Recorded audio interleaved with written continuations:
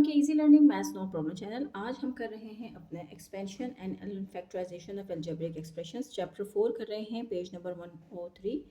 ये हम कर रहे हैं D2 बुक में। आप लोगों को बता देती हूँ, हम बुक कर रहे हैं ये है हमारे पास जो है वो D2 8th एडिशन, यानी कि इसका पार्ट 2 हम कर रहे हैं। और इसमें से जो है वो आज हमने क्वेश्चंस जो करने हैं वो हमने करना है प्रैक्टिस नाउ 1 करना है हमने। आज हम इसको कर रहे हैं सॉल्व। तो चलें स्टार्ट करते हैं। सबसे पहले प्रैक्टिस नाउ, यहाँ पे मैंने 1 लिखा हुआ है, अपने क्वेश्चन उतारा हुआ है, साथ में इसके ए और बी पार्ट हमने उतार लिए हैं यहाँ पे। तो चलिए इसको फटाफट सॉल्व करते हैं।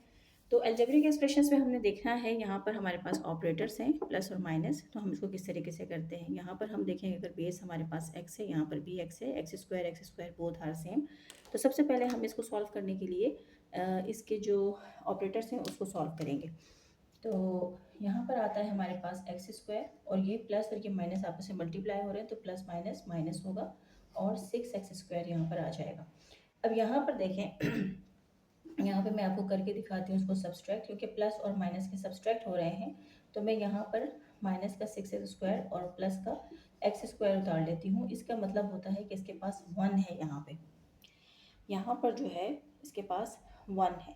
तो अब हम इसको किस तरीके से सॉल्व करेंगे। तो सबसे पहले हम ऑपरेटर्स को साइन जो है ना मल्टीप्लाई करते हैं, माइनस प्लस माइनस, और 5 में से 1 चला जाएगा तो 6 में से 1 चला जाएगा तो 5 आ गया।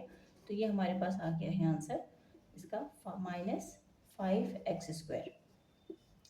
तो ये हमारा फर्स्ट जो है प्रैक्टिस नाउ का क्वेश्चन ए हमने सॉल्व कर लिया है। नेक्स्ट पेज मूव करते हैं, नेक्स्ट को भी देख लेते हैं। यहाँ पे 10x² प्लस माइनस इसी तरीके से यहाँ पे ब्रैकेट है। तो ये ब्रैकेट से पहले जो हमारे पास ऑपरेटर्स हैं ये एक दूसरे के साथ मल्टीप्लाई हो रहे हैं, और फिर इसको फर्दर सॉल्व करेंगे। तो चलिए स्टार्ट करते हैं इसको। यहाँ पर हम आते हैं तो ये है हमारे पास 10x², प्लस और माइनस को मैंने मल्टीप्लाई किया तो हमारे पास साइन माइनस की आएगी, और यहाँ पर आ जाएगा 19x²। अब यहाँ पर हमारे प्लस का जो है वो 10x² है, और नेगेटिव जो है वो 19x² है। तो हम इसको आपस में सॉल्व करते हैं। प्लस माइनस माइनस होगा, क्योंकि बड़ा नंबर जो है वो माइनस का ही है, उसके साथ माइनस की साइन लगी हुई है, तो हम यहाँ पे माइनस की साइन लगाएंगे। और 19 में से 10 चला जाएगा हमारे पास आ जाएगा 9x²। तो इस तरीके से हमारा जो आंसर आया है वो -9x² आया है। तो इस तरीके से हमारे जो ये दो क्वेश्चंस हैं प्रैक्टिस नाउ के, ए और बी पार्ट, ये हमने सॉल्व कर लिए हैं।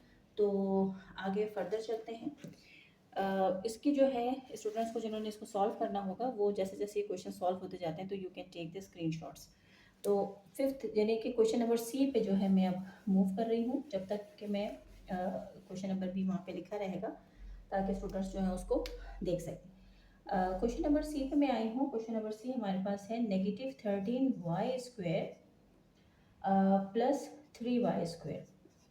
तो यहाँ पर चलते हैं। यहाँ पर देखा जाए तो अब कोई ब्रैकेट नहीं है, और हमारे साथ ऑपरेटर्स उस तरीके से मल्टीप्लाई नहीं हो रहे, तो सीधा हमने इनको सब्सट्रैक्ट या ऐड करना है। तो हम उसको यही कर लेते हैं। यहाँ पर मैंने लिखा है 13y², और यहाँ लिखती हूँ प्लस 3y²। तो हम इसको कैसे करेंगे, प्लस माइनस माइनस, साइन भी बड़ी की है, और जो नेगेटिव के साथ जो नंबर लगा हुआ है वो 13 है, वो ग्रेटर है। तो मैं वहाँ से उसको ही जो है उसी की साइन आएगी हमारे पास। तो 13 में से 3 चला गया तो हमारे पास यहाँ पे 10 बच गया, और y² एज इट इज़ आ गया। तो ये हमारे पास आंसर आया है 10y²। अच्छा, ये जो मैंने यहाँ पर सॉल्व किया है, बेसिकली इसको हम यूँ कह सकते हैं कि ये हमारा रफ वर्क है। यानी कि हम जो है ये सीख रहे हैं कि हम किसी भी कोएफिशिएंट्स के साथ अगर हमारे पास वेरिएबल्स होते हैं तो हम उनको किस तरीके से सब्सट्रैक्ट या ऐड कर सकते हैं। तो ये वो वर्क है। ओके, अब आगे चलते हैं इसके क्वेश्चन नंबर डी की तरफ। क्वेश्चन नंबर डी में हमें क्या उन्होंने दिया हुआ है उसको देखते हैं। क्वेश्चन नंबर डी में उन्होंने हमें दिया हुआ है -28y² प्लस 15y²।